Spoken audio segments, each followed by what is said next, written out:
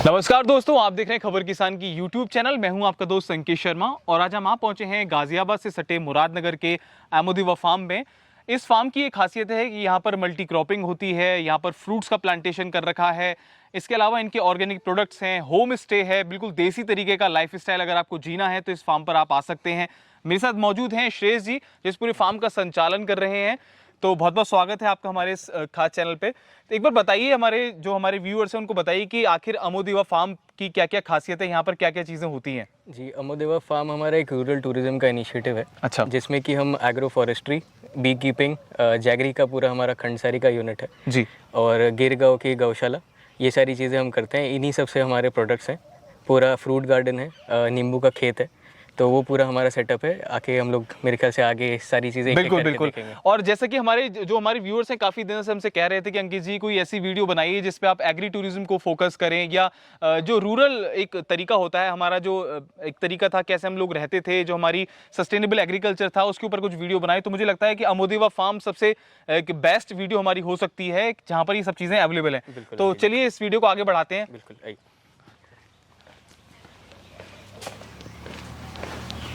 आइए अंकित जी, हम आपको हमारा फ्रूट गार्डन दिखाते हैं। ये हमारा बेसिकली बीज के वजह से भी हमने पूरा सेटअप किया है, और एक फार्म्स को जो हमारे किसान भाई हैं उनको थोड़ा बताने के लिए कि आप मल्टी क्रॉपिंग कैसे कर सकते हैं। मतलब एक ही जगह पे आप कैसे मल्टीपल फ्रूट्स वगैरह के पेड़ लगा सकते हैं, उसके नीचे हम और क्या चीज़ें उगा सकते हैं, वो सारी चीज़ें हम आपको एक एक करके दिखाएंगे। जैसे ये जो आप पेड़ देख रहे हैं, सबसे पहले ये हमारा नाशपाती का है, उसके पीछे हमने आम का पेड़ लगाया, उसके पीछे हमारा लीची है, फिर चीकू है, मौसमी है, अनार है। इस तरीके से हमने एक ही जगह पे मल्टीपल फ्रूट्स की फार्मिंग करी हुई है। और मुझे लग रहा है कि जैसे आपने ये बोर्ड लगाया है बी कीपिंग फ्रूट गार्डन, तो ये अलग कॉन्सेप्ट है। और ये जितने भी आपने फ्रूट्स के प्लांट लगाए हैं, तो यहीं से जो बी है वो हनी कैप्चर करेगी और वो जो फ्लेवर होता है वो उसका पूरा आएगा, ऐसा कुछ। बिल्कुल मल्टी फ्लोरल जैसे हनी होता है, उसमें क्या होता है कि अलग अलग फ्लावर्स के नेक्टर लेके बीज अपने हाइव में जाके उनका पोलन से हनी बनाते हैं। तो उसी वजह से हमने पूरा एक उनके लिए नेक्टर प्लांट सा लगा दिया एक तरह से, कि उनको ज़्यादा दूर तक ना जाना पड़े। हालांकि उनका 4 किलोमीटर का रेडियस होता है, बट जितनी करीब उनको मिल जाए उतना उनको आसानी रहता है, उतनी ज़्यादा तेज़ी से वो शहद बना सकती है, अपना काम कर सकती है। जी। और एक चीज़ और की कॉन्सेप्ट था, जैसे कि हम बात कर रहे हैं आजकल ऑर्गेनिक फार्मिंग की, तो मुझे लगता है कि अगर बी आपने बना रखा है, बी कीपिंग का एक जरिया बना रखा है, तो यहाँ पर केमिकल फर्टिलाइजर आप लोग बिल्कुल यूज़ नहीं कर रहे हो। केमिकल फर्टिलाइजर बिल्कुल यूज़ नहीं कर रहे हैं। और बाकी जो बीज हैं एक पॉलिनेशन का काम करती हैं। अच्छा। तो जो फ्रूट्स की हमारी यील्ड बीज लाने से पहले थी, वो अब मल्टीप्लाई होकर डबल हो चुकी है। मतलब धीरे धीरे जैसे बीज का पॉलिनेशन लेवल बढ़ता है, वैसे ही हमारे फ्रूट्स की ग्रोथ और उनकी जो यील्ड होती है वो पेड़ों की बढ़नी शुरू हो जाती है। लगभग कितना समय लगता है इस पूरा हनी का जो प्रोसेस होता है, पूरा बनने से लेकर उसकी जो प्रोसेसिंग होती है, लगभग उसमें कितना समय लगता है? इनका अंकित जी सीजन होता है। जैसे ठंड में ये पूरा डोरमेंट रहते हैं। अच्छा। फरवरी मार्च से इनका फिर से स्टार्ट होता है, अप टू नवंबर दिसंबर, फिर तब तक ये इनका हनी बनता है। अच्छा। तो it is an ongoing process. तो बीच बीच में हम लोग उनसे हनी लेते हैं, वो और बनाते हैं। फिर लास्ट वीक ऑफ अक्टूबर से हम लोग उसको स्टॉप करते हैं, क्योंकि हनी जो होता है वो इनका एक फूड होता है फॉर विंटर कंजम्पशन। तो उसके बाद हमारा हनी जो हम लोग ड्रॉ करते हैं वो बंद कर देते हैं। वो फिर उन्हीं का हनी रहता है टू सर्वाइव द विंटर्स। चलिए आगे बढ़ते हैं और देखते हैं कि क्या क्या कुछ चीज़ें हैं आपके फार्म पर। जी, जैसे मैं आपको बता रहा था, वहाँ पे हमारा पूरा फ्रूट गार्डन है जी। और साथ में ही हमने यहाँ पे मधुमक्खी का पूरा पालन का देखरेख का सिस्टम यहाँ पे हमने किया हुआ है। तो इस समय क्या बेनिफिट मिलता है कि ये मधुमक्खी निकलते के साथ ही, अच्छा, मतलब अपने घर से निकलते के साथ ही इनको यहाँ पे पैदावार मिल जाती है, भोजन मतलब मिल जाता है इनका, जो इनको ज़्यादा मेहनत नहीं करनी पड़ती। हालांकि इनका 4 किलोमीटर का रेडियस जरूर होता है। अच्छा। बट जितनी जल्दी इनको चीज़ें मिल जाए उतना जल्दी ये हनी बना सकती हैं। तो इस तरफ हमारा पूरा फ्रूट गार्डन है, उस तरफ हमारा पूरा नींबू का खेत है। अच्छा। जिसमें हमने वहाँ पे भी हमने मल्टी क्रॉपिंग करी हुई है, तो वो भी मैं आपको एक बार ही दिखाऊंगा। तो एक इसका कॉन्सेप्ट आप मुझे बता रहे थे वीडियो की स्टार्टिंग से पहले, हमारे जो व्यूअर्स हैं उनको भी हम बता दें कि ये जो पूरी प्रोसेसिंग होती है, इसका शॉर्ट में आप बता रहे थे क्या फंडा रहता है, कैसे ये काम करती है, मेल जो वो होता है, बी होता है, वो कैसे काम करता है, एक बार वो बताइए। जी बिल्कुल, मैं बताता हूँ। बड़ा इंटरेस्टिंग कॉन्सेप्ट होता है इनका। इनकी भी पूरी एक साइंस ही आप मान के चलिए कि साइंस ही रहती है इनकी। तो इसमें क्या होता है, 2 तरीके की मधुमक्खी होती है, एक मेल रहती है, एक फीमेल रहती है। तो जो फीमेल मधुमक्खी होती है वही होती है जो मेजर काम करती है। मतलब जो शहद निकालना, बाकी सारा जो चीज़ होती है वो सब ये फीमेल करती है। और मेल का काम सिर्फ मेटिंग का होता है। यानी कि जब आपकी क्वीन भी बाहर निकलती है, एक नई क्वीन भी डेवलप होती है, तो वो एक मेट ढूंढने के लिए निकलती है। तो बी हाइव से ही एक मेल उसको मेट करता है, उसके बाद वो अंडे देना शुरू करती है। तो सर्दियों में क्या होता है, क्योंकि मेल का कोई काम नहीं होता, तो सर्दियों में हनी की मात्रा होती है लिमिटेड, क्योंकि गर्मियों में पूरा उन्होंने इकट्ठा किया है सर्दियों में खाने के लिए। तो सर्दियों में क्या करते हैं, जो मेल ड्रोन होता है उसको ये स्टार्व करते हैं, मतलब उसको भूखा रखते हैं और हनी उसको नहीं देते हैं। तो धीरे धीरे करके मेल को ये निकाल के बाहर फेंकना शुरू कर देते हैं। जैसे आप किसी भी हाइव के बाहर अगर आप खड़े होंगे सर्दियों के टाइम पे, तो आप देख सकेंगे, मतलब लिटरली आप देख सकेंगे कि एक फीमेल मधुमक्खी उठा के, मतलब पैरों में लेके एक मेल को बाहर फेंक रही है। ये कॉन्सेप्ट रहता है इनका उस टाइम पे। तो काफ़ी अच्छी सारी चीज़ें बताई श्रेयस जी ने, और आशा करते हैं आपको ये वीडियो पसंद आएगी। इनके खुद के भी काफ़ी सारे ऑर्गेनिक प्रोडक्ट्स ये लोग मार्केट में लेकर आ रहे हैं, जिसमें जैगरी है, इनका खुद का हनी है, और भी काफ़ी सारे प्रोडक्ट्स हैं। तो इस वीडियो के नीचे, वीडियो तो अभी और भी लंबी है, काफ़ी सारी चीज़ें इस फार्म की हमको आपको दिखानी है, लेकिन नीचे कमेंट बॉक्स में डिस्क्रिप्शन में पूरी डिटेल हम आपको इनके फार्म की दे देंगे। आप यहाँ पर होम स्टे कर सकते हैं, आप यहाँ रुक सकते हैं, एंजॉय कर सकते हैं, जो इनका पूरा फार्म का जो पूरा कॉन्सेप्ट है उसको आप फील कर सकते हैं नेचर के क्लोज आकर। जैसे कि अंकित जी, मैं आपको वहाँ पे बता रहा था कि हम लोग कैसे मल्टी क्रॉपिंग करते हैं, कैसे हमने अलग अलग तरीके के फ्रूट्स के पेड़ लगाए हुए हैं। जी, तो मैं आपको दिखाना चाहूँगा। जैसे ये हमारा चीकू का पेड़ है। उसके साथ हमने नीचे हल्दी के पौधे लगाए हुए हैं। तो ये हमारी एक इंटर क्रॉपिंग, मल्टी क्रॉपिंग जो आपने बताया था कि मल्टी क्रॉपिंग जी। और हमारे देश के किसान भाइयों को भी सोचना चाहिए कि जब वो एक फसल पर निर्भर ना रहे, जैसे आप बता रहे थे कि आपके आसपास के गांव के जो लोग हैं वो एक ही फसल करते हैं, तो आपने उनको प्रेरित भी किया है, उनको मोटिवेट भी किया है कि आप आपकी तरह वो मल्टी क्रॉपिंग करें। तो उनका क्या रिस्पॉन्स रहता है जब आप करते हैं, वो आपको देखते हैं करते हुए, तो वो क्या फीडबैक देते हैं? उनका रिस्पॉन्स काफ़ी अच्छा रहता है, और उनको एक ही जगह से जब उनको पता चलता है कि हम एक ही जगह से अलग अलग चीज़ें उगा सकते हैं, अलग अलग यील्ड ले सकते हैं, तो उनको और ज़्यादा इंटरेस्ट डेवलप होता है। और मैं मानता हूँ कि अगर हमारे देश के किसान भाई मल्टी क्रॉपिंग करेंगे तो साल के जो 12 महीने होते हैं, ऐसा नहीं होगा कि किसान के पास एक टाइम पे ऐसा हो कि पैसे की कमी हो, तो उसको 12 महीने कुछ ना कुछ चीज़ें मिलती रहेंगी। बिल्कुल बिल्कुल। जैसे फॉर एग्जांपल अगर आप बैंगन का उगा रहे हैं, तो बैंगन की जब पौध खत्म होने वाली होती है, उससे पहले ही हम भिंडी का भी बीज बो सकते हैं। बिल्कुल। तो जितना आपका बैंगन खत्म हुआ, इतना आपका भिंडी तैयार हो जाएगी। बिल्कुल। तो उस तरीके से हम लोग करते हैं। और क्या क्या चीज़ें एक बार दिखाइए, कौन कौन से फ्रूट्स के प्लांट आप लोगों ने लगाए हुए हैं? जैसे ये आपकी चीकू के मोल आ रहे हैं, इसमें अब चीकू आना शुरू होगा। ये आपका अनार का पेड़ है, इसमें भी देख रहे हैं आप, जैसे ये लाल रंग का अनार का फूल अभी ये अनार में कन्वर्ट होने वाला है। अच्छा। ऊपर भी देखिए आप, यहाँ पे भी सब जगह अनार आ रहा है। ये आपका मौसमी है सारा, ये आपका मौसमी का पेड़ है।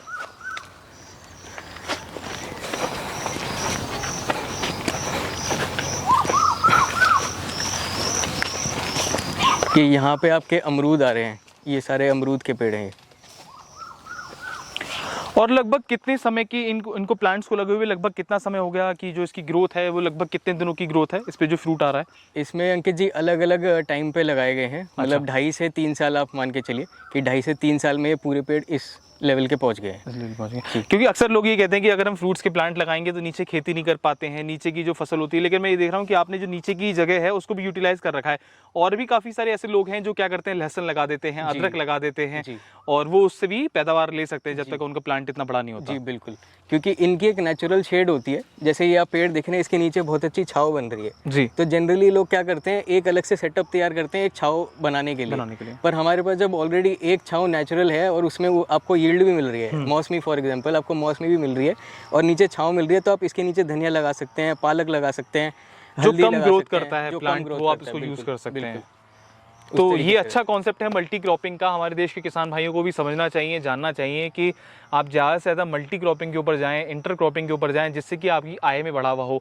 जो हमारे देश के प्रधानमंत्री संदेश देते हैं किसानों की इनकम को डबल करने का, तो इंटर क्रॉपिंग, देसी गायों का गौपालन, जैविक खेती, ये उसमें आपको सहयोग दे सकती है।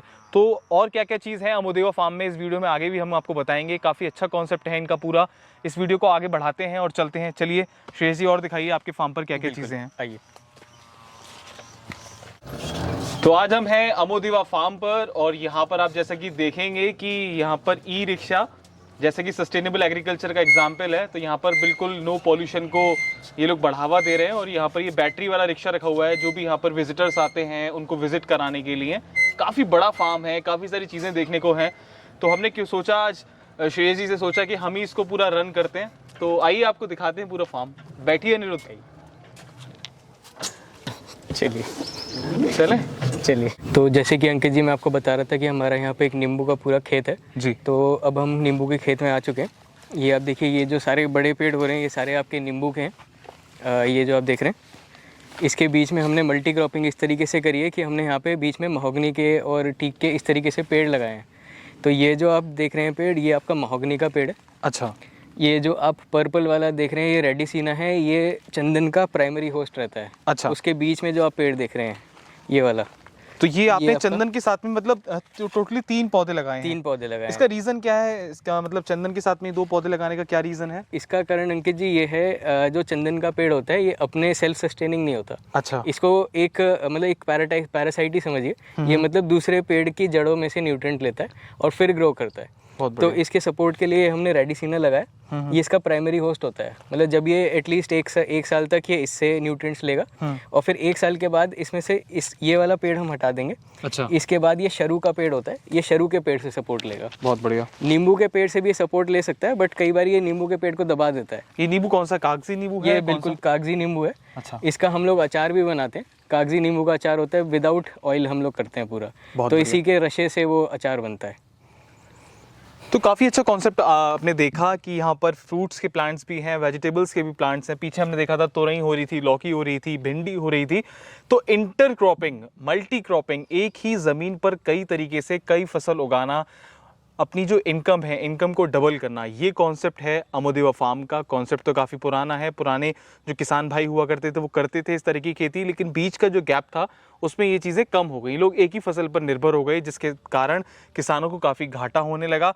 खैर, अब हमारे देश के किसान फिर से अवेयर हो रहे हैं, या जो नौजवान हैं जो एग्रीकल्चर में कोर्स कर आ रहे हैं, जो पढ़ाई करके आ रहे हैं, जिनकी किसी खेती किसानी में रुचि है, वो इस चीज़ को बढ़ावा दे रहे हैं। जैसे कि आपने भी बताया कि आपका बैकग्राउंड लॉ से था, लेकिन आपकी जो रुचि थी कहीं ना कहीं खेती किसानी में थी, तो आप इस लाइन में आए। जी जी। तो आपको कैसा अनुभव होता है कि जब आप खेती बाड़ी वाला काम करते हैं, तो कैसा अच्छी अनुभूति लगती है? बहुत ही सुकून वाला काम है, मुझसे पूछे ऐसा तो नहीं लोग कहते हैं कि कहाँ ऑफिसेज वगैरह में कॉर्पोरेट्स वाली जॉब में बैठे रहते थे और आज खेती किसानी कर रहे हो? बल्कि वो 9 से 6 वाली नौकरी ज़्यादा, मैं कहूँगा, बोरिंग रहती है। इसमें आपको हर दिन एक नया कुछ सीखने को मिलता है, कोई नई चीज़ देखने के लिए मिलती है। एक आप धरती से जुड़ के काम करते हो, नेचर से लोगों की कनेक्टिविटी सेवा- होती है। जी बिल्कुल, लोगों की सेवा के लिए काम करते सेल्फ सेटिस्फेक्शन मिलता है। सबसे अच्छी बात जो है, इसी को लेते हुए और इसी के तहत लोग जुड़ रहे हैं आजकल, बिल्कुल। ऑर्गेनिक फार्मिंग से, पर्माकल्चर से, नेचुरल फार्मिंग से। बिल्कुल। तो और क्या कुछ है? आप बता रहे थे कि चारा भी हो रहा है यहाँ पर। हाँ जी, वो एक बार दिखाइए, कौन सी आप नेपियर घास अपने फार्म पर उगा रहे हैं? जी, हमारे यहाँ पे गिरगाय हैं। अच्छा। तो गिरगाय को खाना खिलाने के लिए हम लोगों ने यहाँ पे नेपियर घास उगाई है। बहुत बढ़िया।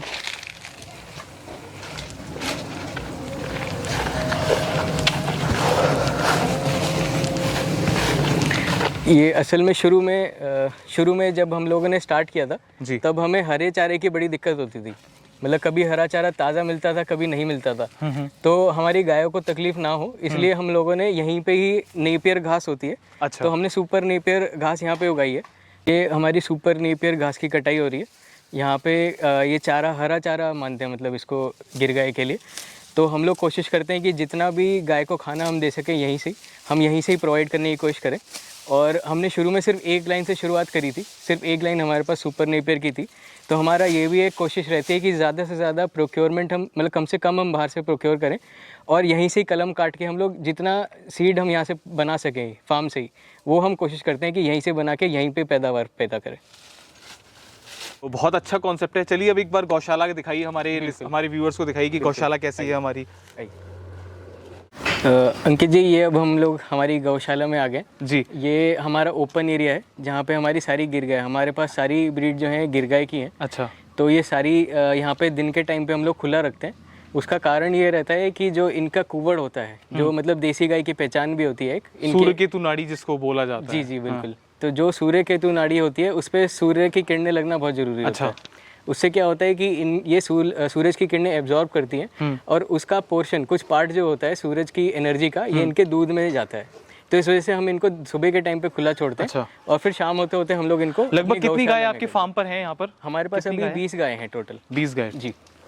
20 गिर हैं? 20 की 20 गिर। अच्छा, इन गायों को अब लाए कहाँ से? क्योंकि अक्सर लोगों को बड़ी समस्या होती है कि वो गाय जो होती है उनको मिलती नहीं सही से। तो आप कहाँ से, राजस्थान से, गुजरात से, कहाँ से लेकर आए? सही कह रहे हैं आप। गिर गाय ढूंढना बहुत मुश्किल काम है। हाँ। और अच्छी ब्रीड की पहचान होना भी बहुत, जानकारी इकट्ठा करने के बाद ही लेने में फ़ायदा है। तो ये हमारी लगभग सारी ब्रीड जो है सारी गुजरात की तरफ से हमने ली है। अच्छा। क्योंकि गिर का नाम जो है गिर, वही गुजरात की है। बिल्कुल। तो हमारी सारी गाय जो है गुजरात की तरफ से आई है। और मतलब हमने शुरुआत 5 गाय से करी थी, अभी आज की डेट में 20 हैं। जैसे जैसे कस्टमर का सपोर्ट आएगा, हमारा रिस्पांस अच्छा होगा, तो धीरे धीरे करके हम इसको बढ़ाएंगे। बहुत अच्छी चीज़। और मैं ये देख रहा हूँ आपने इनको बिल्कुल खुले में छोड़ा हुआ है, तो खुले में जो गाय रहती है तो काफी उसका अच्छा नेचर होता है और उसको आराम से मूवमेंट का समय मिलता है, वो दूध भी अच्छी देती है। तो ये भी एक रीजन है इसका खुले में रखने का। बिल्कुल, जितना गाय घूमती है उतना वो खुश रहती है। हाँ। उसकी दूध देने की क्षमता भी उतनी बढ़ती है। उनको घूमना फिरना वैसे भी अच्छा लगता है। जैसे आप देख रहे हैं सारी गाय खड़ी हुई है हमारी इस टाइम पे, वरना अगर कोई और गाय हो तो वो ज्यादातर बैठना पसंद करती है, तो इनके जुगाली करना पसंद इनके करती दूध का क्या करते हैं? जैसे कि मैंने अभी छाछ पी थी तो उसका छाछ का भी टेस्ट बिल्कुल अलग था। है। जी जी जो मार्केट में छाछ मिलती है और जो मैंने देखा गिर गाय के दूध से निकली हुई छाछ थी, उसका टेस्ट भी अलग था। तो आप लोग क्या करते हैं इसके जो प्रोडक्ट्स बनाते हैं, आप क्या करते हैं उसका मार्केट में सेल आउट करते हैं या यहाँ पर जो लोग रहने आते हैं उन्हीं को देते हैं? जी अंकित जी, हमारा जो है हम लोग बेसिकली घी करते हैं। अच्छा। और जैसे कि आप बता रहे हैं छाछ वगैरह जो है, तो जैसे हमारे पास जब गेस्ट आते हैं फार्म स्टे करने के लिए, तो हम उसको कोशिश करते हैं कि जितना भी ज़्यादा हमारा यहाँ का खुद का प्रोड्यूस हो हम उनको वही दें। तो जैसे उसका हमने दही बना दी, छाछ बना दिया, या उनके लिए कुछ कड़ी बना दी, तो हम लोग वो सारी चीज़ें हम लोग यहीं से ही बनाते हैं। उसके साथ साथ हमारा ऑनलाइन स्टोर भी है amodeva.com पे। वहाँ पे हम लोग इनका घी, इनके कंडे और धूप बत्ती भी हम लोग इनके गोबर से बनाते हैं। तो उसकी भी एक अच्छी मतलब रिस्पांस काफ़ी अच्छा है उसका। बहुत बढ़िया। और घी भी हमारा काफ़ी अच्छा चल रहा है। चलिए एक बार दिखाइए आगे। अब क्या पे इनका, जैसे आप इनको शेड में, कौन से शेड में रखते हैं इनको? जी, हमारा ये खुला वाला एरिया है। खुले एरिया के साथ ही हमारा ये गौशाला का क्लोज्ड एरिया है। ये सारे हमारे बच्चे बच्चियाँ हैं। ये दो जो आप देख रहे हैं ये सूर्य कपिला, दो छोटे बच्चे हमारे सूर्य कपिला हैं। ये अब हम हमारे क्लोज एरिया में आ गए हैं जहाँ पे हमने पूरा शेड बनाया हुआ है गौशाला की तरीके से। यहाँ पे हमारा चारा कटता है। ये आप चारा काटने की मशीन देख सकते हैं। अभी जैसे कि आप पीछे देख रहे थे वो चारा, वो चारा कट के यहीं आएगा। कट के यहीं पे आएगा, यहीं पे ही सारी कटाई होगी। बहुत सुंदर। और ये यहाँ इनका मतलब क्लोज शेड मान लीजिए, जिसमें आपको बचा सके इनको बारिश से, धूप से, जी ठंड से। ये वाला जो इतना एरिया है ये हमने बच्चों के लिए सेटअप किया है। अच्छा। यहाँ पे बच्चे रहते हैं। और उस वाला एरिया जो बड़ा एरिया है, यहाँ पे हमारी जो दूध देने वाली गाय होती है वो हम इस तरफ रखते हैं एक तरफ, और जो नॉन मिल्किंग होती है वो हम इस तरफ रखते हैं। और मैं देख रहा हूँ यहाँ पर भी, जैसे अक्सर हम डेयरी फार्म पे देखते हैं, जिन लोगों को नॉलेज होती है, एक तो वो चूने का इस्तेमाल करते हैं प्रॉपर, यहाँ पर कड़कनाथ हैं आपके यहाँ भी। तो इनका भी बहुत मित्र हैं जी गाय को बचाने में, और बताते हैं कि जो उनको कीड़े लग जाते हैं उनको हटाने में मदद करते हैं, है ना? बिल्कुल अंकित जी, ये जैसे टिक्स वगैरह हो गए या उनके गोबर में से जो खाना निकलता है वही ये कंज्यूम करते हैं। एक तरह से सेल्फ सस्टेनिंग रहता है इनका दोनों का। बहुत बढ़िया। तो एक दूसरे को हेल्प करते तो हैं। वहीं जो जब बात करी थी आपने इंटर क्रॉपिंग की, इंटर रिलेटेड सस्टेनेबल एग्रीकल्चर, तो आपस में ये सारी चीजें लिंक हैं। बिल्कुल जी, बिल्कुल बिल्कुल। तो आइए आगे बढ़ते हैं और देखते हैं कि अमोदेवा फार्म का जो स्टे है, जो सस्टेनेबल एग्रीकल्चर में अगर आप यहाँ पर स्टे करना चाहते हैं तो आप रुकेंगे कहाँ पर, क्या इनके इंतजामात हैं। अगर आप इस फार्म पर आते हैं तो पूरे दिन की जब आपकी थकान हो जाती है, जब आप खेतों में घूमेंगे, यहाँ की सब्जियाँ खाएंगे, यहाँ का फल खाएंगे और यहाँ का देसी खाना खाएंगे, उसके बाद में अगर आप आराम करेंगे तो वो कहाँ करेंगे, हम आपको दिखाते हैं। चलिए।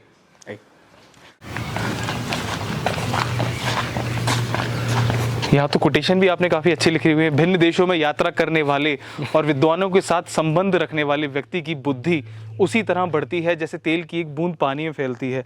तो जब यहाँ पर आप आएंगे, जगह जगह आपको जो वॉल्स हैं उन पे अच्छी अच्छी कोटेशंस मिलेंगी। अभी हमने गौशाला में भी देखी थी, काफ़ी अच्छी कोटेशन थी।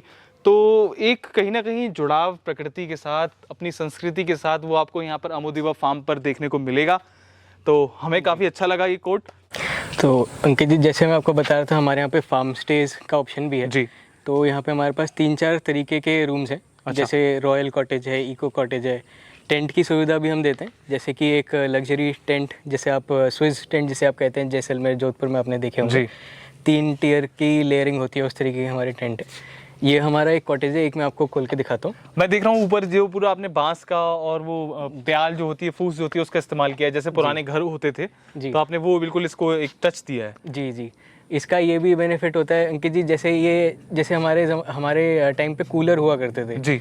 तो कूलर का जैसे फूस और एक नेचुरल कूलेंट का काम करता था। अच्छा। उसी तरीके से हमने फूस और बांस का सेटअप ऊपर लगाया।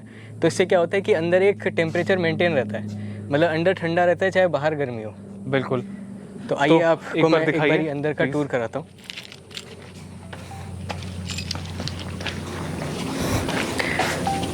ये हमारी एंट्री है जिसमें कि सिटिंग एरिया हमारा बना हुआ है। जैसे कि आप देख रहे हैं ये सोफ़ा है, ये आपकी एक स्टडी टेबल है। जैसे अगर किसी को वर्क फ्रॉम होम आजकल बहुत चल रहा है, तो वर्केशन के लिए अगर कोई आ रहे हैं तो उनके लिए एक पढ़ाई लिखाई के लिए सेटअप अलग है। ये अंदर आने के बाद ये आपका रूम है, बेडरूम। इसमें आप देख सकते हैं जैसे ऊपर पूरा टाट बांध के हमने पूरा कवरिंग करी है, ऊपर पूरा बांस से सेटअप रुका हुआ है, तो एकदम नेचुरल तरीके से ऊपर का टॉप बना रखा है। तो मुझे लगता है कि जो नोएडा एनसीआर में लोग रह रहे हैं उनको एक बार जरूर इस फार्म पर आना चाहिए, यहाँ पर स्टे करना चाहिए, और जो चीज़ वो ढूंढने के लिए ऋषिकेश, हिमाचल और जो एडवेंचर करने के लिए लोग बाहर जाते हैं वो सारा एडवेंचर आप यहाँ पर कर सकते हैं। इस बात की मैं गारंटी लेता हूँ। इस वीडियो में आपको मैं बताता हूँ, मैं कोई प्रमोशन नहीं कर रहा इस फार्म का, लेकिन जो मैंने खुद फील किया है, मेरे साथ में जो लोग आए हैं, अनिरुद्ध मेरे साथ में है जो कैमरा कर रहे हैं, उन्होंने जो फील किया है वो भी मुझे को बता रहे थे, मेरे कान में कह रहे थे कि भैया ये जगह तो गजब की है और इससे पहले हम यहाँ क्यों नहीं आए। तो मुझे लगता है कि श्रेयस जी ने जब हमको इन्वाइट किया है यहाँ पर तो कुछ सोच समझ के किया होगा। तो काफ़ी अच्छी जगह, हम भी अपने दर्शकों से यही कहेंगे कि एक बार इस फार्म पर जरूर आएँ। और क्या क्या चीज़ें हैं इस फार्म की हम आपको जरूर वीडियो के डिस्क्रिप्शन में बता देंगे, कैसे इसकी बुकिंग होती है, क्या कुछ होता है।